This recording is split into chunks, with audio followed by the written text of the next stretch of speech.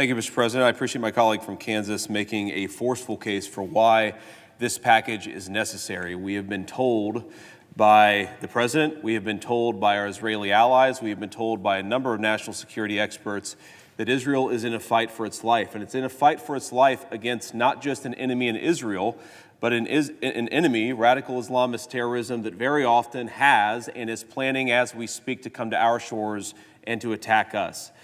This is a common sense package. As the senator from Kansas mentioned, it gives the president the exact amount of money that he asked for to support our Israeli allies.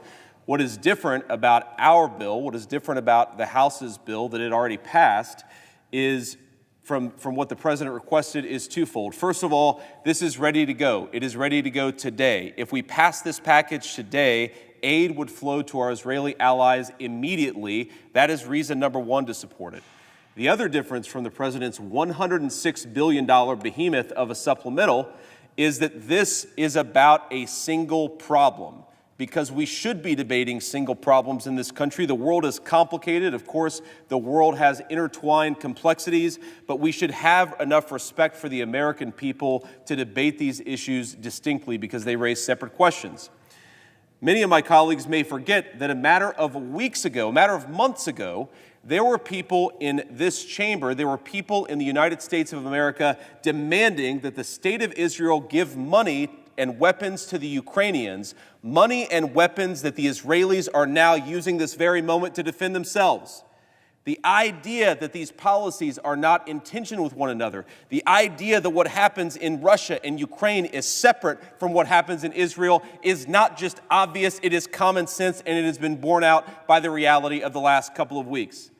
Now, my colleagues would like to collapse these packages. Too many of my colleagues would like to collapse these packages because they would like to use Israel as a political fig leaf for the president's Ukraine policy. But the president's Ukraine policy, just like the Israeli policy, should be debated. We should talk about it. We should discuss it. We should separate the costs and benefits and analyze them as distinct policies, because that is what the American people deserve of their legislature.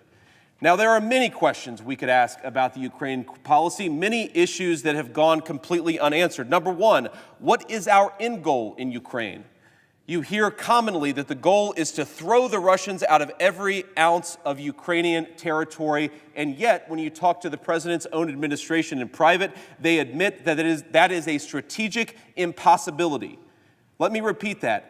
No rational human being in the president's administration believes that it is possible to throw the Russians out of every inch of Ukrainian territory. So why is that the public justification offered by many advocates of indefinite, unlimited Ukrainian aid? Because this debate is fundamentally dishonest.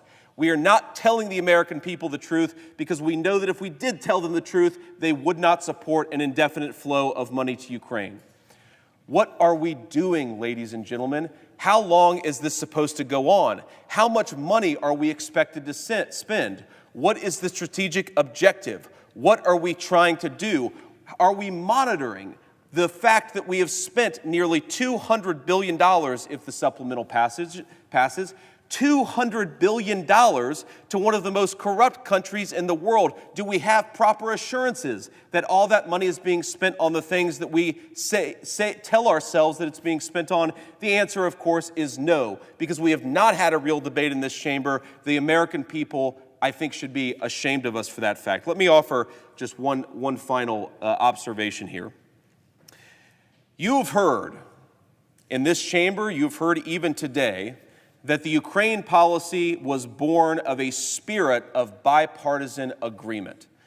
That we had this moment where Democrats and Republicans recognized that it was very, very important to help the Ukrainians push back against the Russian attack. And of course, we support and praise our Ukrainian friends. They've done a lot more than many people gave them credit for.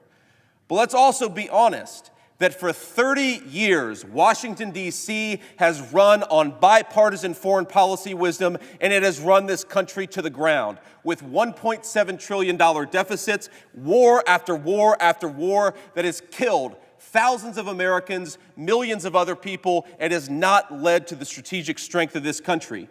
It was great bipartisan agreement after September the 11th that threw Saddam out of Iraq. And of course, a lot of people celebrated it until we now realize that Iraq is a client state of Iran. We empowered one of the worst regimes in the world with our bipartisan wisdom. Maybe what we should have is some bipartisan wisdom that the foreign policy consensus of this country for the last 3 decades has been a disaster. It's been a disaster for this country. It's been a disaster for our dead Marines, Army, soldiers, Navy sailors, and Air Force airmen. It has been a disaster for this country's finances, and it has been a disaster for the entire world. Let's have a real debate. We haven't had one in 30 years. Mr. President, I yield to my distinguished colleague from Florida.